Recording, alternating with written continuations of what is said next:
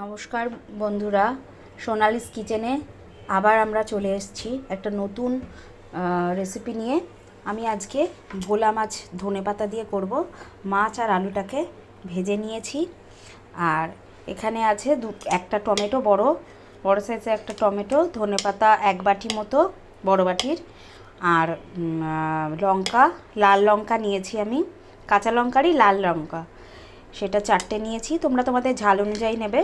আর 1 আঙ্গুল মতো, এই আঙ্গুলের 1 আঙ্গুল আদা নিয়েছি, দিয়ে পেস্ট করে নিয়েছি জল দিয়ে। এর মধ্যে হলুদ, নুন, চিনি একটু আমি সব দিয়ে নিয়েছি, মিশিয়ে নিয়েছি। এবার কড়াতে ওই তেলেই আমি করব। তেলটা দেখো অল্পই তেলটা গরম করব। আমি গ্যাসটা বন্ধ করে দিয়েছি, গ্যাসটা আবার চালিয়ে নিচ্ছি। কড়াতে তেল গরম করে আমি কালো জিরে ফোড়ন দিয়েছি। কালো জিরে ফোড়ন দিয়ে এবার আমি মশলাটা ঢেলে দেব।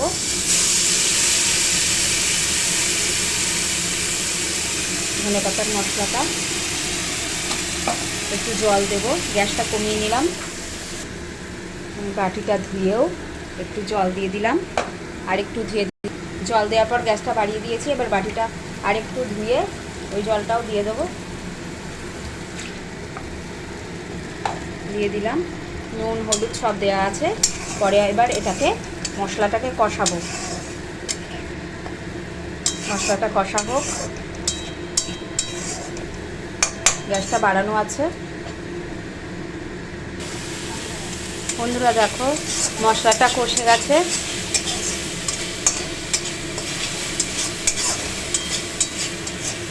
এবার এর মধ্যে আমি আরেকটু জল দেব। মশলাটা কষে গেছে একদম।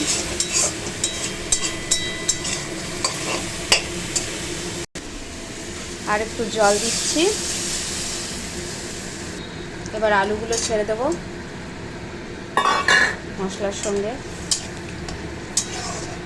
এটা ফুটে উঠলে মাছগুলো দিয়ে দেব। আর একটু ঝোল দিতে লাগবে, এটা একটু গা মাখামাখাই হবে, বেশি ঝোল ঝাল হবে না।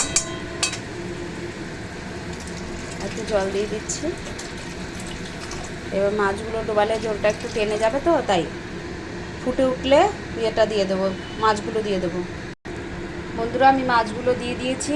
মাছগুলো দিয়ে আমি এবার ফুটে উঠেছে, এবার ঢাকা দেবো 5 মিনিটের জন্য। ঢাকা দিয়ে গ্যাসটা কমিয়ে একদম লো হিটে 5 মিনিটের জন্য রেখে দেবো। বন্ধুরা 5 মিনিট হয়ে গেছে, 5 মিনিট পরে ফিরে এলাম। এবার ঢাকনা খুলে দিচ্ছি, দেখব কেমন হয়েছে।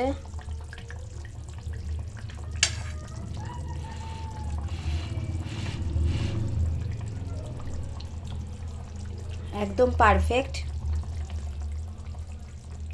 তাহলে আমার রান্নাটা শেষ হয়ে গেছে। দেখো তেল ছেড়ে গেছে, সুন্দর দেখতে লাগছে। তাহলে আসি বন্ধুরা, আমি গ্যাস বন্ধ করে দিচ্ছি। টাটা। আমার চ্যানেলটা সাবস্ক্রাইব করো, লাইক করো, কমেন্ট করো। রান্নাটা করে খেও, কেমন লাগে আমাকে জানিও। ভালো লাগলে অবশ্যই কমেন্ট করবে, খারাপ লাগলেও করবে। তাহলে আসি, টাটা।